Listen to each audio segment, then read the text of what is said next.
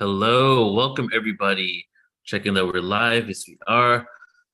Hi, everybody. This is Neil with Portal to Ascension. So good to be here with you all today and coming live again. And today I have an amazing guest coming up in a little bit here, but you see the title. I've called it Navigating the Fourth Dimension, but we're going to be speaking about multiple things and especially the whole title in general is something I'm very curious about the difference between the fourth dimension, the fifth dimension, based on physics, mathematics, and then also esoteric wisdom. So we're gonna have a conversation today, and I'm gonna get the opportunity to introduce you to Sabine. Just before we bring her on, I'm gonna just make a couple of announcements. We have a couple of events coming up at Portal to Ascension. Well, first main announcement actually is that we're in the process of releasing our new website, a completely new platform that has been in the works for over 2 years now, like literally development in the works, hardcore. And we've added another few thousand hours of footage. We have more documentaries. It's a much robust platform than we currently have. We even have a retreats area and an online courses area, and that's going to be launched by the end of next week. So we're almost there. If you want to, check it out or be connected to the release, go ahead and go to portaltoascension.org. You can sign up there, and then we'll send out all the information. We're going to have this whole entire launch party basically in like a week or two from now. And we're going to send out access to everybody who joins the email list. And then after that, our apps are coming out on Android and on iPhone. So those will be released probably by the end of this year. And hopefully by our conference next year, April 2023, we'll also be on Roku. So we got some big things coming up at Portal to Ascension. I'm going to take a moment here and just share my screen. And I want to share with you this upcoming conference. I'm extremely excited to be putting on together with Alan Steinfeld, and Joan of Angels is also helping me put this on. And we are now going live again to live in-person events. So this is the Portal to Ascension conference. We were live in 2018, we were live in 2019, and then we went online for a couple of years. And now we're actually coming back, and we're going to be in San Diego, California. So this is April 21, 22, 23 of next year. And just to show you we haven't even officially launched this entirely. We're right now just like finalizing everything with the speakers and the venue. So the launch is like pretty much happening now. We're going to send an email out next week, but there's going to be over 25 speakers here, 3 days, post-conference workshops. We have JJ Desiree Hurtak, Robert Schock, Carolyn Corey, Adam Apollo, Lyndon Moulton Howe, Robert Edward Grant, who's next level sacred geometry awareness in regards to ancient civilizations, Michael Cremo, Forbidden Archaeology, the Stargate Experience, Lori Spagna. Not only will we have epic presentations, we're going to also have a kirtan, we'll have a didgeridoo show, post-conference workshops, an after party. So it's going to be an extremely exciting event. If you get a chance to come out, please do, and it's ascensionconference.com, or you could go to ascensionconference.com, and if you can attend live, then you can go ahead and join the live stream. So check it out over there. All right, everybody. So let's go ahead and introduce our panelists today, our guest for today. I'm extremely excited to be bringing on Sabine for the first time on a Portal to Ascension. And Sabine Messner is a visionary futurist and 5D mentor, empowering awakening leaders to be in business with his sacred calling.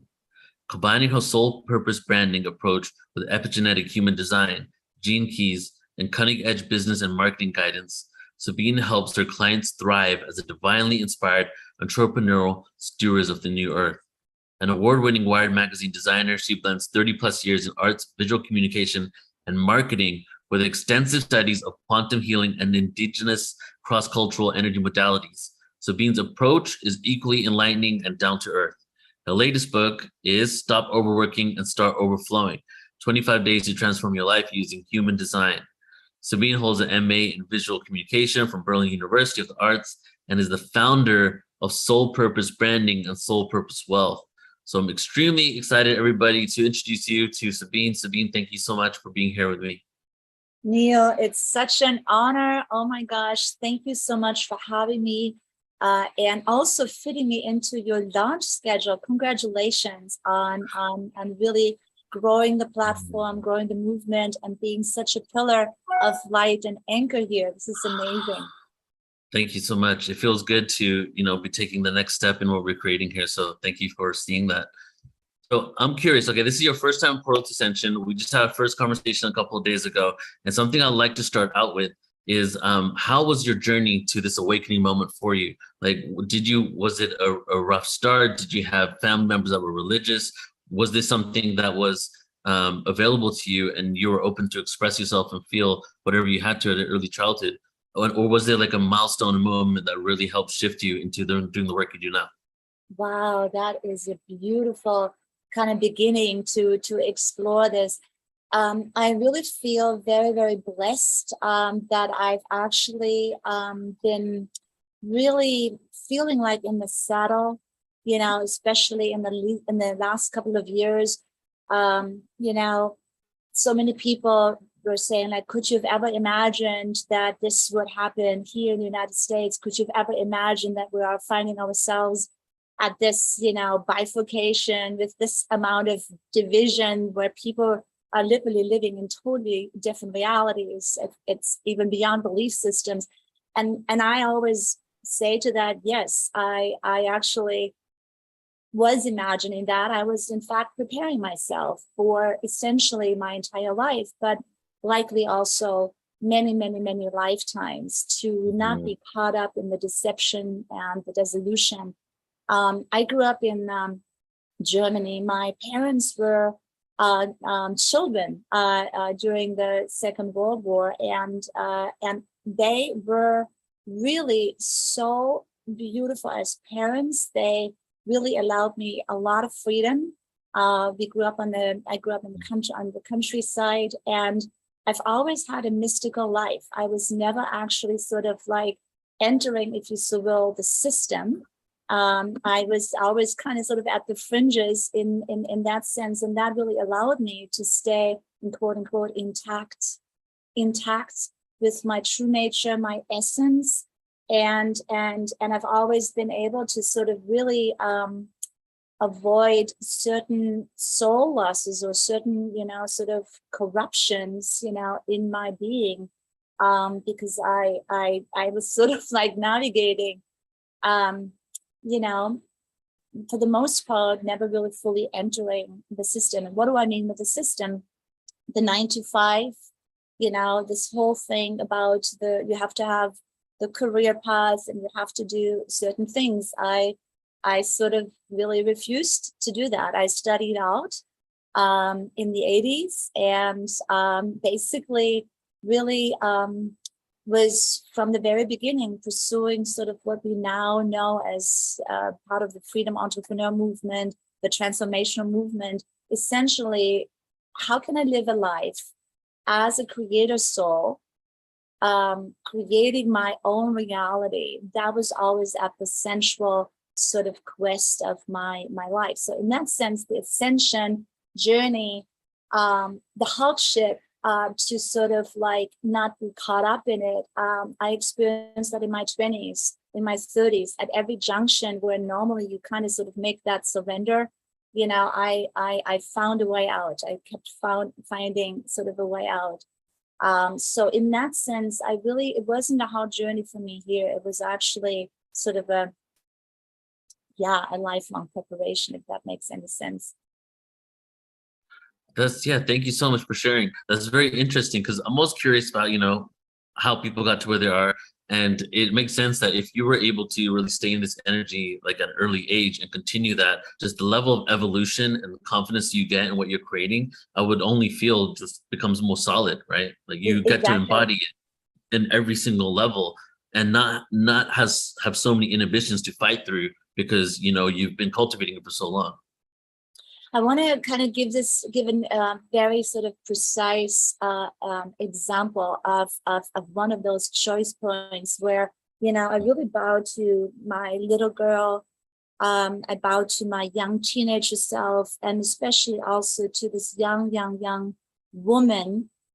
Everybody knows about the Saturn return, right? Around 28.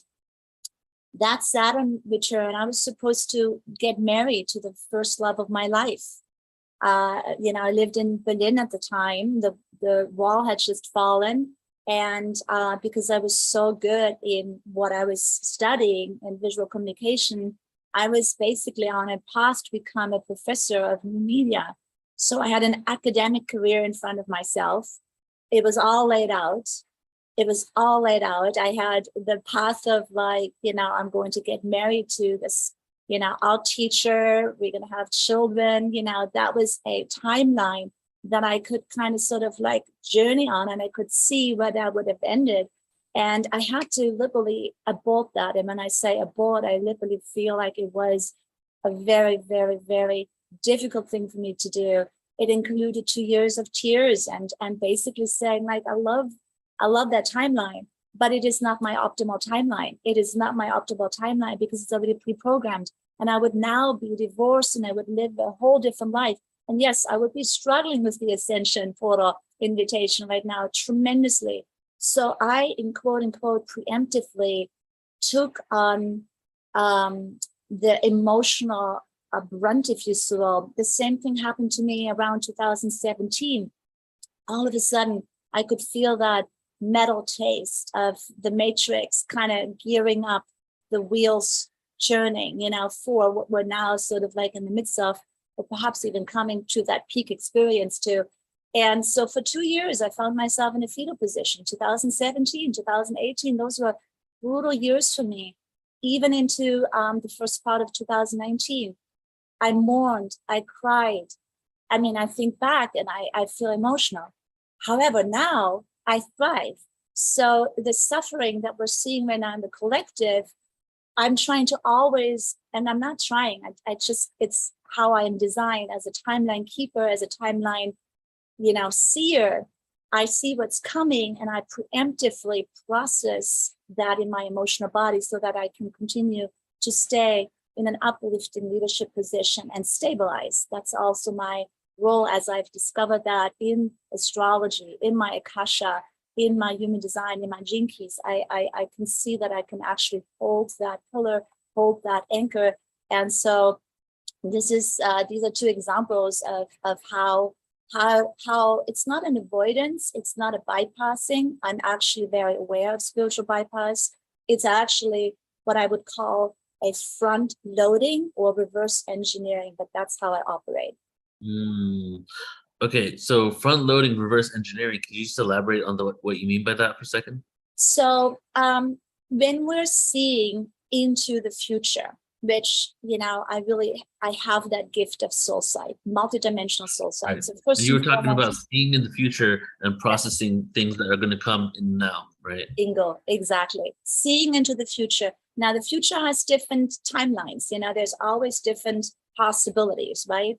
And so when I journey and I see into the future, I always look at the most optimal timeline for the highest good of all. And when I can sort of make that connection to that timeline, then it's about, stabilizing that timeline and connecting that trajectory point essentially with the who I am, where am I right now, who am I right now? And then when we have that connection, then we can actually bring that timeline in. It's almost like a zooming in. It's a zooming in of the future that you wish to experience versus getting caught up in all of this confusion and all of the maze of all of these different timelines and agendas coming at us, a million miles an hour. So this goes into, the whole concept of fourth dimension. Now that you spoke about timelines, I think it's a perfect segue for us to talk about some dimensional physics and time, because we titled this Navigating the Fourth Dimension. And from my understanding, as I was doing, I did a presentation on sound frequency in relation to quantum physics. And in there, I went with the approach that the fourth dimension could actually be time, and that the tesseract, being the geometry of the fourth dimension, is kind of like a portal. So if we're third dimensional beings, right, we in the third dimension, we aren't aware we created it all, basically. And then in the fourth dimension is the time dimension. We become masters of time, and that's when time as we know it, linearity starts breaking down. That was my whole take on it. So with all that, what do you feel the fourth dimension is, and how does it connect to time? I completely agree with you, Neil. Yes, I completely agree. Gosh, I wish I would have had a little link here to actually see the tesseract in motion. What I have seen when we're really, everybody's like talking about 5D, but what I've seen when we're really, really honing into the 4D and really savoring this ascension moment, the 4D is so tied to the ascension or the descension, right? The evolution or the devolution, right? So this is so important, even more important at this, junction of evolution than the 5D. And most of us don't really have enough of that understanding of what is that 4D. And you just mentioned the tesseract. I don't know if you can Google while we're I actually have it in my presentation, and my presentation's up. So look, this is. Oh my gosh. Yes, let's let people see the tesseract, because the tesseract, there it is. When you see it in the animation, I have it in my presentation all the time. And just looking at the animation is so eye-opening. What we're basically seeing, and every dimension is a squaring of the previous dimension. So the third dimension is a cube. A cube. And this is also where we can say this is the prison planet. This is also the mind programming. We have been in a very, very confined cube container, and there's all these associations, to the black cube and on and on and on. So now that we're looking at the tesseract, we're looking at the square, the cube squared. So that's why you see inside of this animation, the 3D cube. And then this is actually sort of like a stretching of the cube. However, it doesn't really go anywhere. It is like an elevator that goes up and down, just like an elevator shaft. So the tesseract is a wormhole of time. It's where we're actually invited to go into a time channel, a time wormhole. And we need to know what elevator floor we need to get out of, we want to get out of, because it will warp you. It's a time warp. It's also connected to the shapeshifter, fourth dimensional realm, out of which we were always essentially manipulated, controlled, guided, whatever you want to call it. Even our angelic guides, have come to us through 4D. And the lower 4D are associated with the lower astral, which is, so those lower floors in the elevator shaft, we don't want to necessarily get out on those these days. There's a lot going on there, but we need to kind of really stay in this elevator shaft. That's how I see it, and that is the fourth dimension. Wow, you're speaking my language, Sabine. Seriously, this is the tesseract is the key to my heart. The tesseract is the key to mine as well, Neil. And even look at the Avengers series. The whole timeline wars. We are in a timeline war. The whole timeline wars begin with this one scene where they say, "Oh, the tesseract has awoken. The tesseract has awoken," and it's a blue square, in the Avengers movie. Exactly. And we think it's science fiction, but we live in the science fiction, and we have to be the superheroes, rescuing our highest timeline. Yes. So everything you said, I feel goes hand in hand with what I also feel it is. It's basically, it's a matrix construct of the time loop. Indeed. Yes. We're literally watching how this matrix cycle is working. And how it warps people's perspective. So imagine right now, if you can kind of imagine as a viewer that you are inside of this religion. So in this religion, I'm saying, inside of the 3D, religion, science, trust the science, trust this, trust that. This is how it is. Money doesn't grow on trees. All of these belief systems, all of this conditioning has held us in this. Exactly. There it is. Thank you. Yes, so we are so conditioned that we are basically in this mind box, this left brain, mind box, and we even to the degree where we say history repeats itself, because it repeated itself for 260,000 years and 26,000 years cycle again and again and again and again. There's nothing new under the sun. That's the 3D for you. But now we are in a paradigm changing space between the two paradigms. And this is where the 4D is really something that we have to understand how to navigate. So let's just say this is a wall in the third dimensional cube. This is a wall, and you can say, okay, this is how it is. This is how it's always been. I absolutely can rely on this wall. So then what happens in the Tesseract is like, whoa, and it goes up around, and then it comes around like this. And it's like literally when Alice went down the rabbit hole. This is exactly that 4D. We're in the rabbit hole. Down the wormhole, down the rabbit hole, follow the white rabbit. There it is. There it is. Yeah, we don't even need to go we don't need to fall into rabbit hole. We're already in it right we now. We're so in it. Kitchen sink included. I mean, like everything. And it's like, so, oh, this is safe, or this is right, or this is left, or this is right, or this is up and down. No, it's not. It's like warping and shaping. And if you allow that warping shapeshifter sort of, mush, essentially, this chaos, this entropy, to get the better of you, then that's where you end up in a lot of turmoil, a lot of chaos. The economic system is getting warped, and oh my gosh, it is affecting the very fabric of our reality, everything left, nothing left untouched, reproduction, gender, society, global cultures, everything. So this is where we take a stand as a multidimensional soul, and we are in that soul shaft as the pillars of light, and we make sure that those that are in vibrational harmony and congruency come with us to those higher elevator exits, and there will be elevator exits. So elevator exits out of the fourth dimension, is that what it is?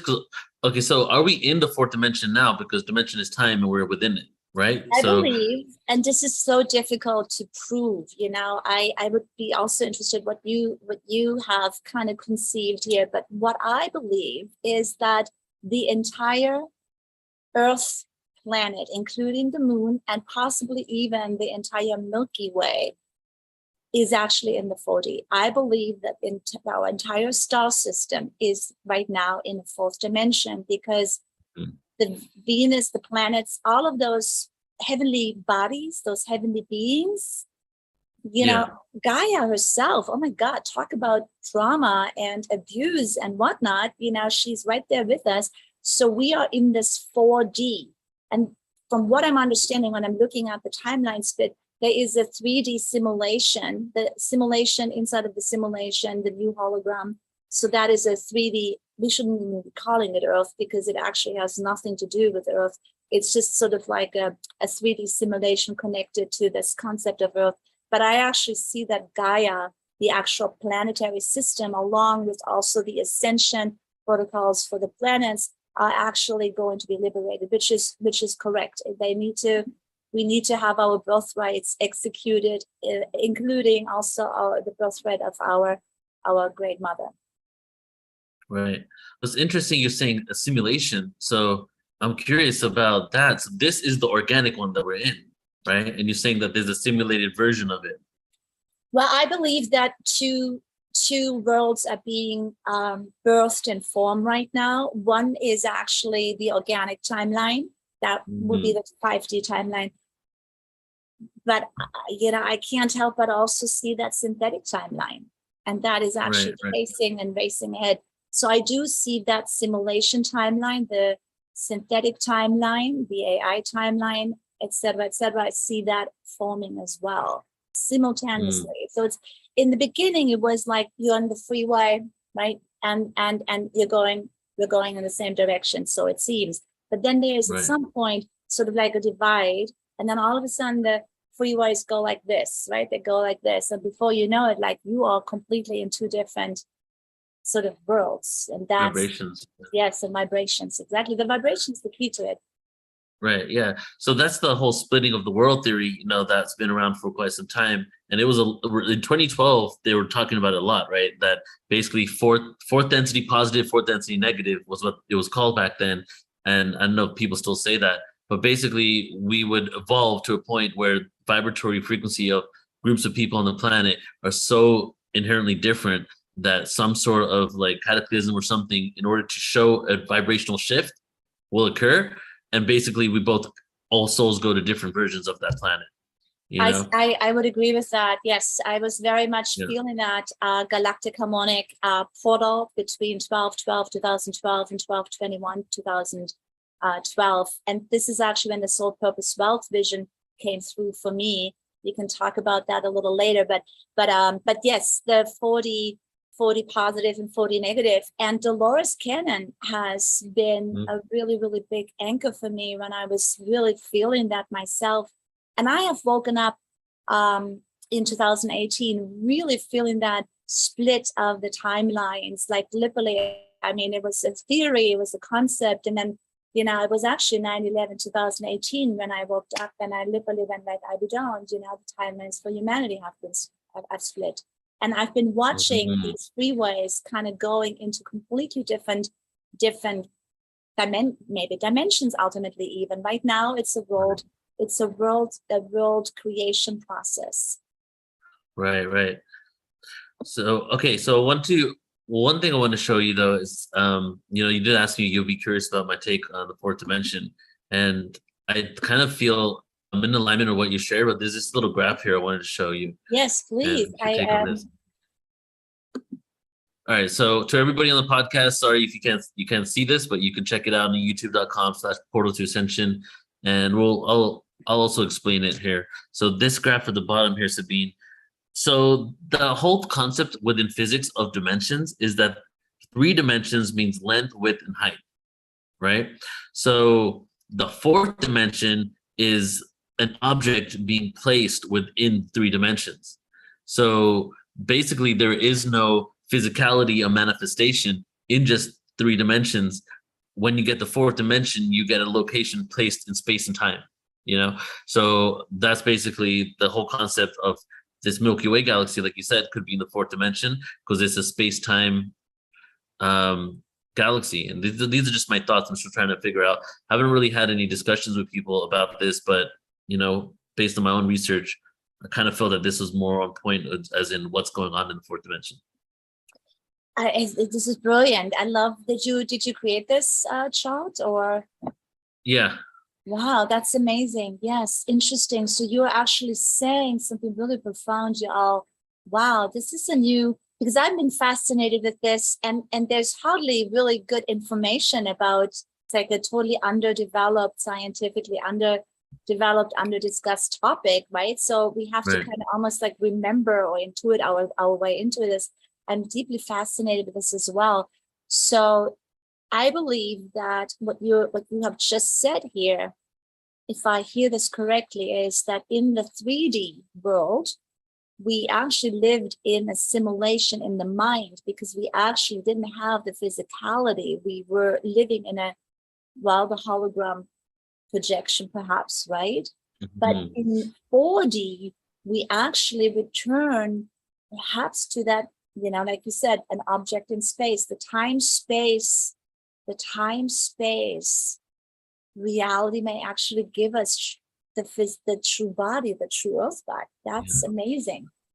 Yeah, because ultimately when we shift dimensions, we're going closer to source, right? Yes. So the closer we get to source, the more real everything becomes. Wow. That is absolutely profound. Yes. And the linear time. So in 3D, everything is essentially a form of logic. Okay. So we have the polarity 0 and 1, and then we have this like linear thinking, linear time, like this whole idea, you know, that we have to sort of like develop space travel and this, that, and the other is all based on this idea of linear time, right? If this, then that, if this, then that. So when people are still in 3D, the way that you would argue or the way that you would think is like, I can't do X, Y, and Z because I need X, Y, and Z, or, you know, I can't do this because I don't have that. So these are all these conditions inside of the logic simulation, right, that keep you entrapped and stuck. When you actually go into 4D and then you operate in what we call, you know, time space continuum, where the past, the future, and the present is here now. And the only question is, who are you? Where are you? And what turns you on? You know, What turns you on in terms of your soul's evolution? You know, what do you want to create? And then you literally can grab it out of that time-space continuum, like from a shelf. Yes. You can get all of the resources because you have come from wholeness, and you can return to wholeness should you allow yourself this incredible remembrance process. Beautifully said. Thank you. So I want to get into talking about your book now, about your chapter in the book, and you have more than one book out, right? You have your own book that you actually published as well, or do you have more than a couple? Neil, no, I have not written my own book. I am such a slow writer. I love writing actually, but it takes me forever to because my complex sort of supercomputer brain, I over-engineer every sentence, so it takes me a long time. But I have contributed chapters to the Human Design book, and also the Awakening Starseeds, Volume 3, Dreaming into the Future. So Radha had me at Hello. We are soul family. Her mom and Radha, we go back to Lemuria, Atlantis, and we have found each other again. We're very, very joyous to be reunited. And when Radha revealed the title, Dreaming into the Future, I was like, okay, I'm in that one.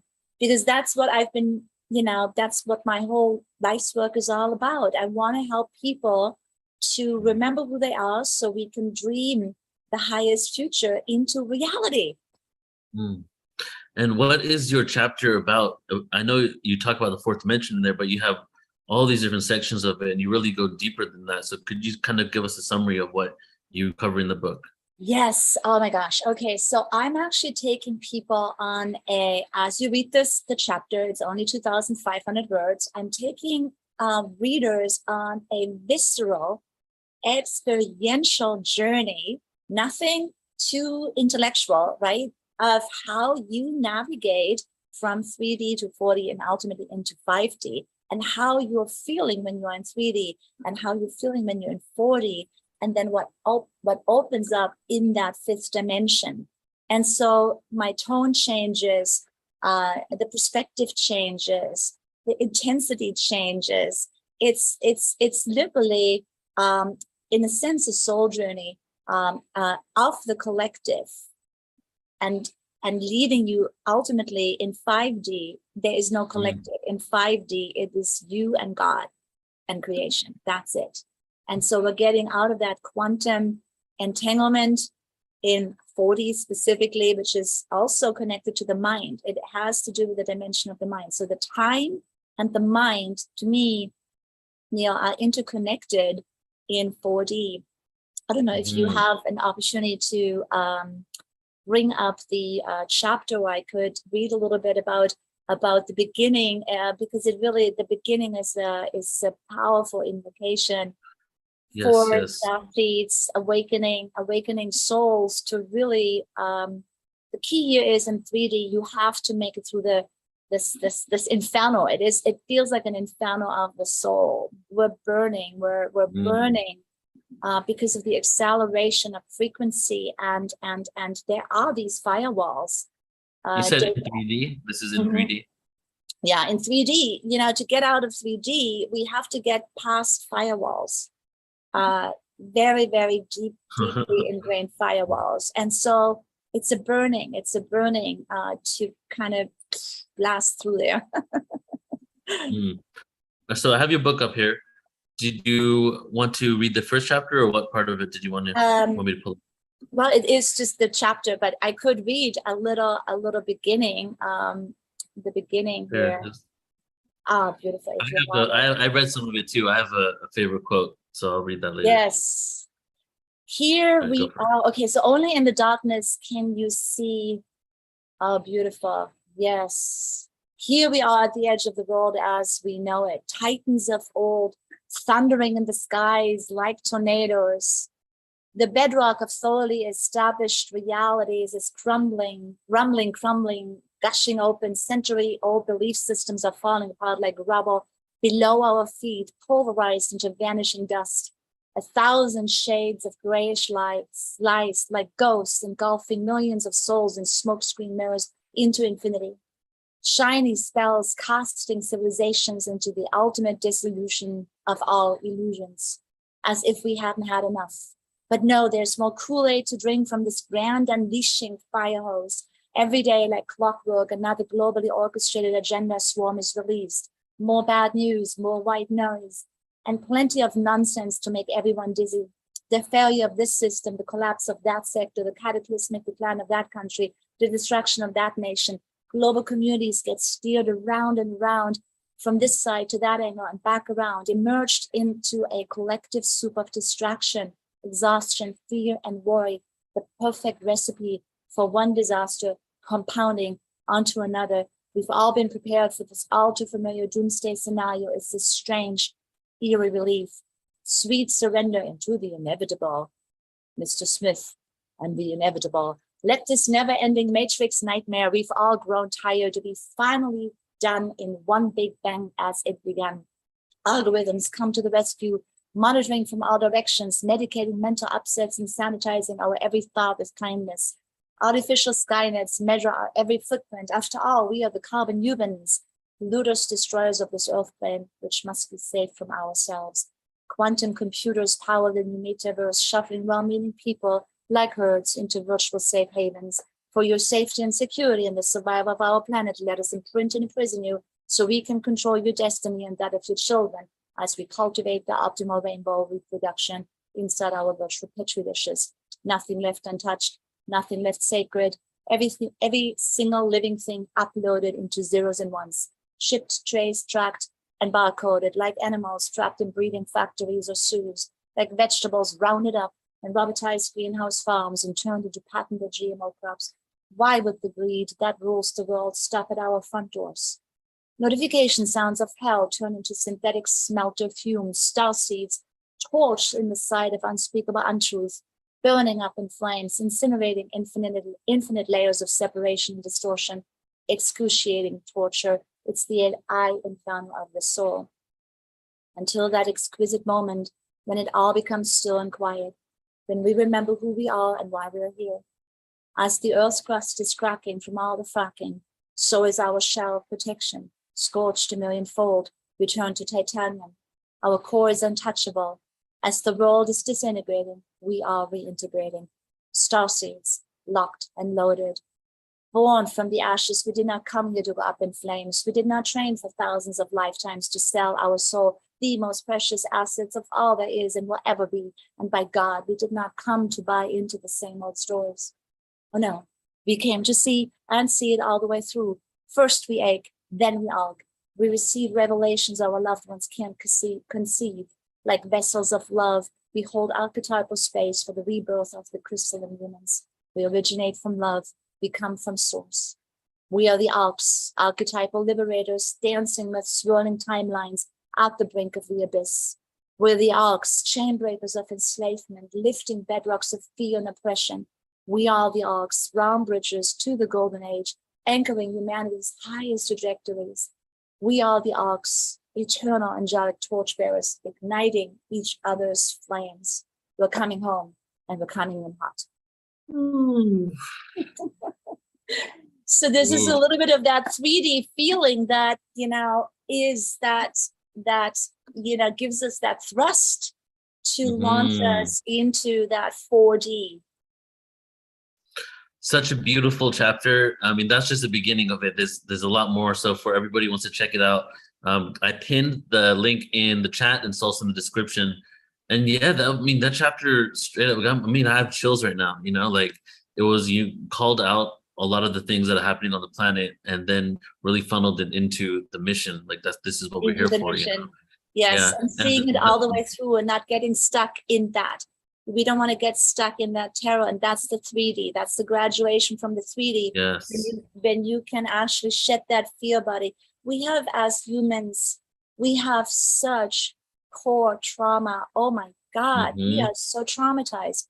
And so the trauma response is like, oh, it didn't happen. It's not so bad. Oh, that can't be, it feeds right into the deception and the spiritual bypassing or the physical bypassing, what have you. But when we are actually really burning that trauma body off, what happens is that courage and that emotional neutrality, that brings us up that scale of consciousness. So I'm also, as you're reading that chapter, the voice changes, we're going into 4D and then ultimately into 5D.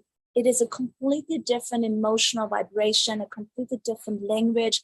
Everything is shifted, and it's literally as above, so below. And we can kind of bring that in from the top as well. So the 4D journey is from the bottom up, graduating from 3D, and at the same time, also from the top down, being the pillars of light. So that's ties in what we were speaking about earlier, Neil, with the front loading, right? And reverse engineering. So have your 5D goal in mind, but please graduate from 3D and help us navigate and stabilize that 4D birthing canal, because it is a birthing canal of our fifth dimensional Earth and possibly even the whole star system, as we have the planetary constellations inside of us. Look at your gene keys, look at your human design, look at your astrology. You have the constellation.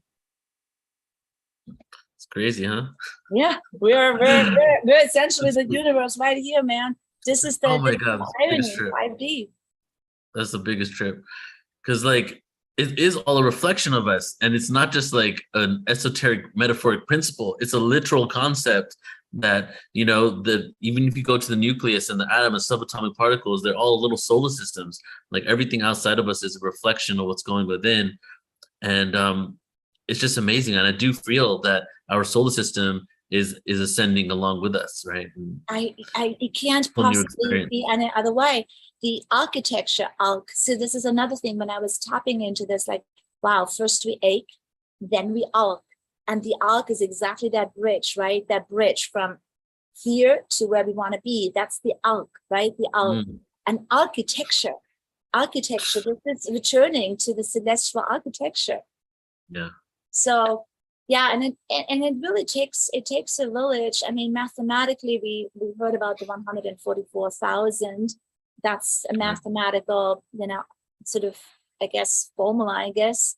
But every single human that can liberate themselves, graduate from 4D, find their fun even in 4D. There's a lot of fun. There's so much adventure to be had.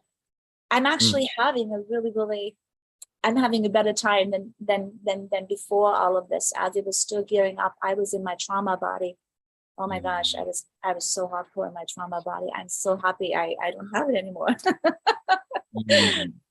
We gotta have I think we should do a series of interviews, Sabine, because I would love to get into many other topics with you too, because there's so many, Neil. wow, that would be amazing. You transcending your trauma body and like how you did that, when it was, all that stuff, because it's really like, yeah, when a lot of us are doing this work and we're still within that, but when you completely liberate yourself from that trauma body, like, oh my God, this is a whole different reality in the universe. Right? And you're riding the wave, and everything is just a reflection and a lesson for you to completely expand and connect more, and I've been on both levels, right? And I still go back and forth from some traumas that I'm going through and then having those experiences there. But I definitely know, like, when we transcend these things, that is when the new reality will start manifesting. And when we collectively get to that point, that's when this holographic, reflection will be a projection of whatever we're feeling, and if we're all feeling free and liberated, that's what we're going to see outside of us.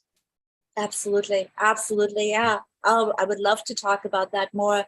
It's such a rich topic, because in my own soul saga and DNA, talking about the Holocaust trauma, talking about also, the German trauma, I mean, that was also central to my interpersonal liberation journey. So that's a whole topic in itself. Definitely. But it is it's kind of woven directly into the core of this test, or this intense time that we're in.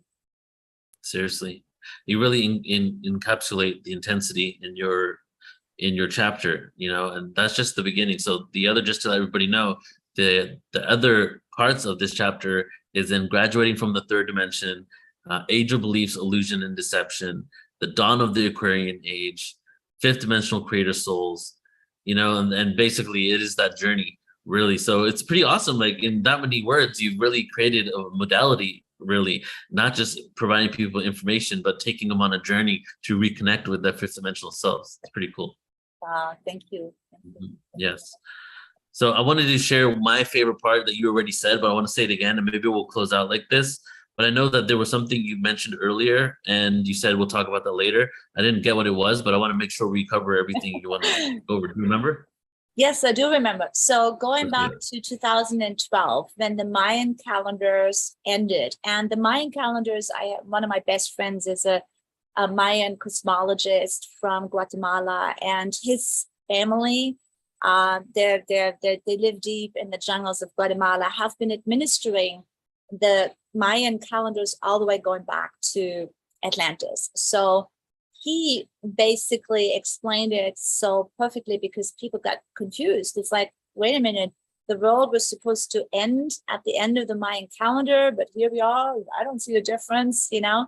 Well, the world was ending. That 3D cube was, you know, that phase was complete. And then we had a 9-year cycle from 2012 up until essentially now. And these 9 years were sort of like a completion. And we have new calendars that are now beginning, but we're really still in that in between the paradigm ages. We're on the bridge. We're on the bridge, right? We're literally on the bridge. There is first this sort of like this timeline bifurcation has to take place, and then a world is built here, and probably a simulation is going to build over there, what have you. We need to be concerned with the 5D. It was during that window in from 2012 to 2012 where I received a very powerful download, and it came through the fourth dimension in form of a light shaft. And I was basically told by, I don't know, my oversoul, my team, that I'm here to help people, to anchor people in what the word soul purpose wealth came through, soul purpose wealth. And I'm like, soul purpose wealth, you know, I mean, I was always on the sort of more, I had huge poverty, you know, agreements and poverty, you know, gosh, money was really not something I wanted anything to do with it, because I never wanted anything to do with the greed and the corruption that comes with it.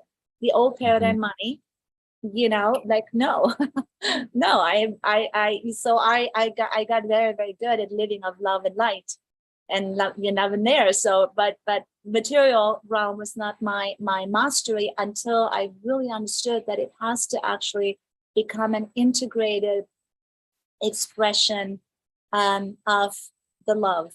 Because if I am avoiding the material, then I'm avoiding also a huge part of my manifestation module. So soul purpose was born during that galactic harmonic portal. And I decided, even though I didn't know enough about it, that I was going to learn everything that I could about essentially this formula of, like, first it's about that soul embodiment, which is the feminine, the being, right? Who you are at the core. The purpose is the masculine mission, the motivation. Without one or the other, you know, it's also the sacred union, you know, soul, you know, purpose, and really having that dynamic of the being and the mission and the purpose really interwoven, and then equals wealth. And so the stand that I take in the 5D 4D conversation, and we're going, I want to be at your event in March. That's amazing. Congratulations. I definitely want to be there as a vendor or whatever, however I can support your event. The stand that I take in that conversation is that I basically say that the system owes us. You know, we've had to give so much of our life force energy, our money, our brain, our bodies, you know, many of our galactic sisters, you know, we've had hijacked rooms, you know, I mean, we gave consciously, unconsciously. So all of this that we have sacrificed, that was taken from us and also extorted from us, it's got to be rebalanced, right? Energy is never lost. And so the new earth stewards, you know, calibrate yourself for some unbelievable wealth. Calibrate yourself to be a multimillionaire, not needing to know how you're going to be that. Calibrate yourself to be a billionaire, because that energy wants to come through you and then be funneled out into the world creation of 5D. And so this is essentially the gist of what I got to see in the last 9 years as I accepted my role to anchor soul purpose wealth. Beautifully said. Thank you. The whole concept of the system owes us, that's very, very interesting. And, and it's said in a way where it's not like you owe me. Like, it's more like, yeah, we've put in so much energy into this and we've been so doubtful and self-hatred and lack of confidence, insecure, that we still feel like we're doing something wrong, even though we're like within this system that's really challenging, You said it, really, yes. Yeah. You know what it has to do? It has to do with the not enough. This greed system that is essentially like ruled this planet, right? Yeah. This greed conglomerate, greed has indoctrinated us that we are not enough. People with money never have enough time. People with time don't have money, like you're not enough, right? You're not enough, not enough, not enough, not enough, not enough, not enough. Scarcity. So right. the universe is abundant. The universe is abundant. So if we don't shed, along with that emotional trauma, also the scarcity programming, then we will be not given as much of these potentials to also be the steward of the new earth. Does that make sense? Because many of our spiritual, brothers and sisters, we didn't want it to, like myself, we didn't want it to be in that money game. Completely understandable. But the times are different now. In 4D, please step into the abundance flow, right? Like really, really try to sort of like incorporate that into your ascension protocol. Right. And as you said, with the billionaire example, abundance wants to express through us. Yes. It's an energy that wants to be experienced infinitely in many ways, so. Exactly. Yes. Thank you so much, Sabine. And so we're going to close up in a few here, but just a couple of comments also on what you just said. And then I want to hand it back to you to, just leave us with some words today. And then what I'll do is I want to close this out with my favorite paragraph from your article, and then we'll be done. But you were saying like we're in the transitory phase, and this is what that really connected with me, is the whole Yuga cycle concept. You spoke about 26,000 years between the last Yuga cycle that ended and this Yuga cycle. Every Yuga cycle, there's a 200-year transitory phase, and we're actually right at the end of the 200-year phase right now, about to move into this new one. So that was a huge dot connector right there.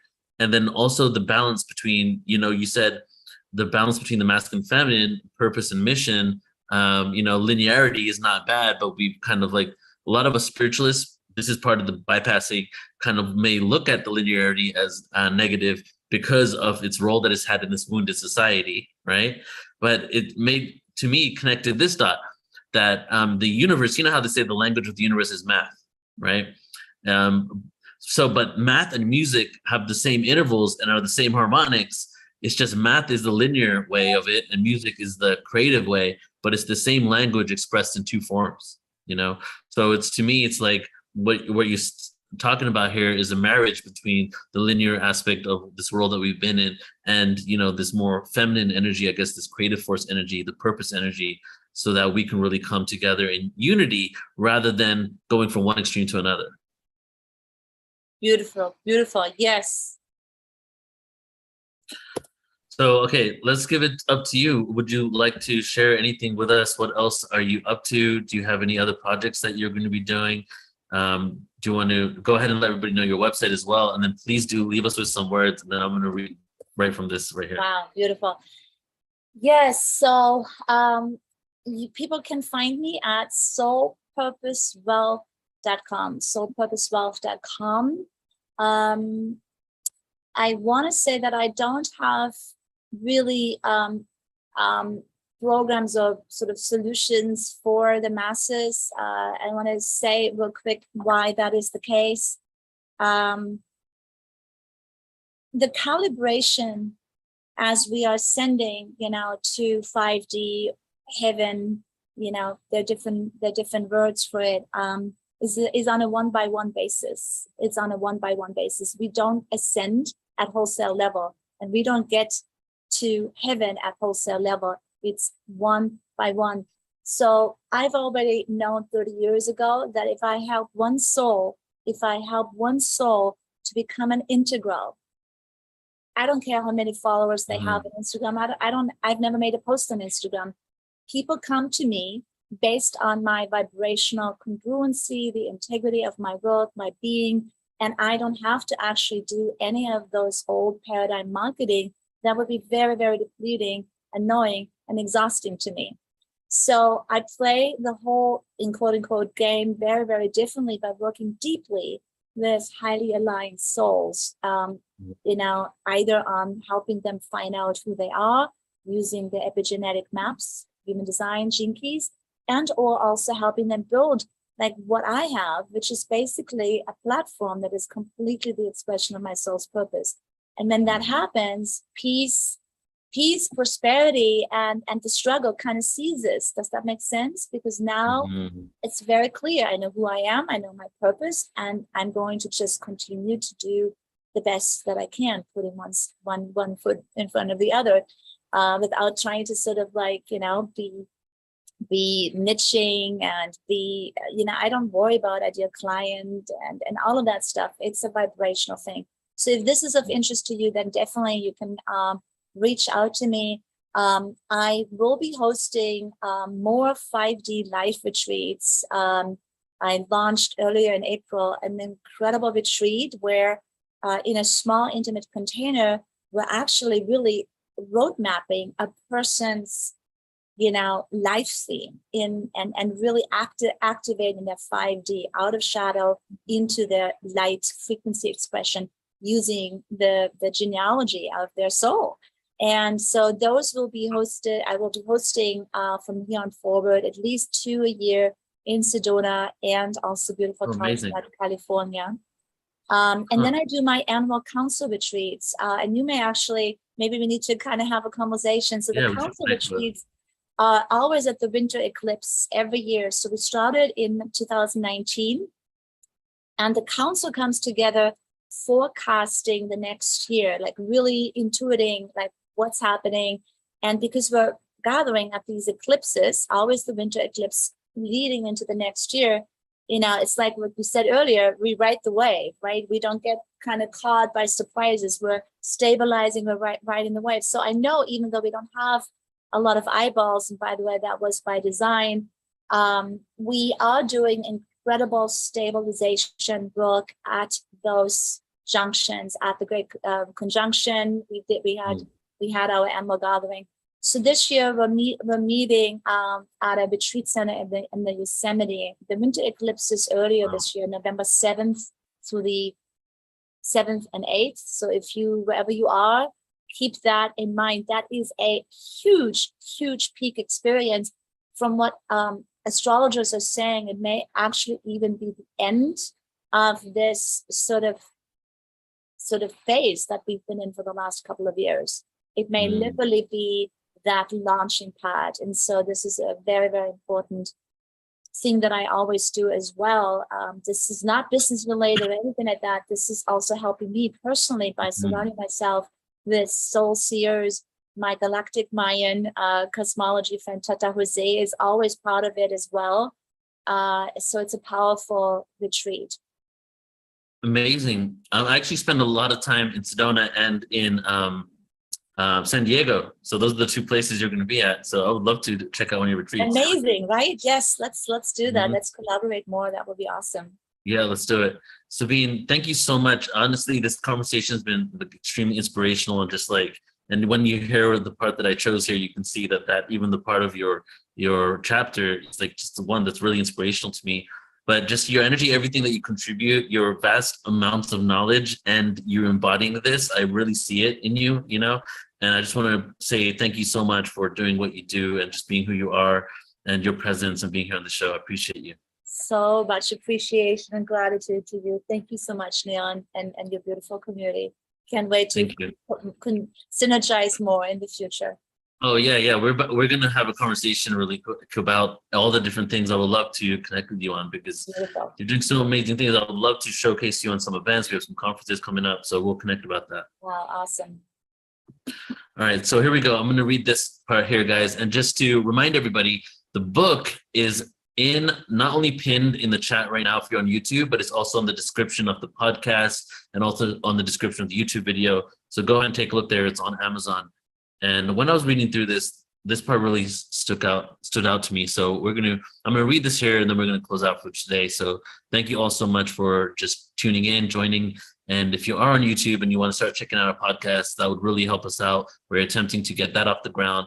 And if you leave us reviews on our podcast, 5 stars or whatever stars you feel, that's how we get seen by more people. So check out Portal to Ascension Radio pretty much on all podcast platforms.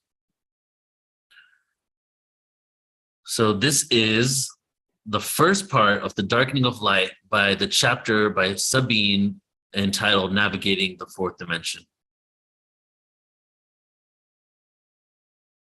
Born from the ashes, we did not come here to go up in flames.